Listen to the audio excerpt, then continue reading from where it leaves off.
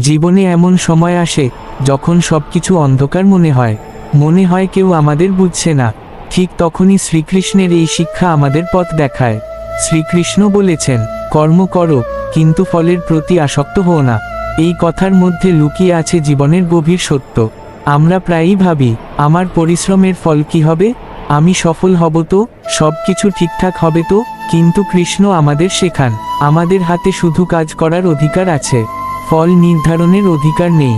যখন আমরা শুধু ফলের জন্য কাজ করি, তখন ভয়, দুশ্চিন্তা আর হতাশা আমাদের ঘিরে ধরে। কিন্তু যখন আমরা নিষ্ঠার সাথে নিজের কর্তব্য পালন করি, তখন মন হালকা হয়ে যায়। কারণ তখন আমরা জানি, আমি আমার সেরাটা দিয়েছি। কুরুক্ষেত্রের যুদ্ধক্ষেত্রে যখন অর্জুন ভেঙে পড়েছিল, যুদ্ধ করতে চাইছিল না, ঠিক তখন কৃষ্ণ তাকে শক্তি দিলেন। বললেন, তোমার কর্তব্য থেকে পিছিয়ে যেও না। এই শিক্ষা শুধু যুদ্ধের জন্য নয়, এটা আমাদের প্রতিদিনের জীবনের জন্য। জীবনে যত বাধাই আসুক, যত মানুষ ভুল বুঝুক, তুমি তোমার সৎ পথ ছেড়ে দিও না। বিশ্বাস রাখো, যা তোমার জন্য ঠিক, তা সঠিক সময়ই তোমার জীবনে আসবে। কৃষ্ণ শুধু একজন দেবতা নন, তিনি একজন পথপ্রদর্শক, একজন বন্ধু, যিনি সবসময় আমাদের পাশে থাকেন।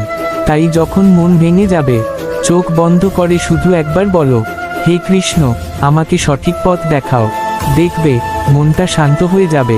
কারণ বিশ্বাসের মধ্যেই লুকিয়ে আছে আসল শক্তি। নমস্কার, হরে কৃষ্ণ, নমস্কার।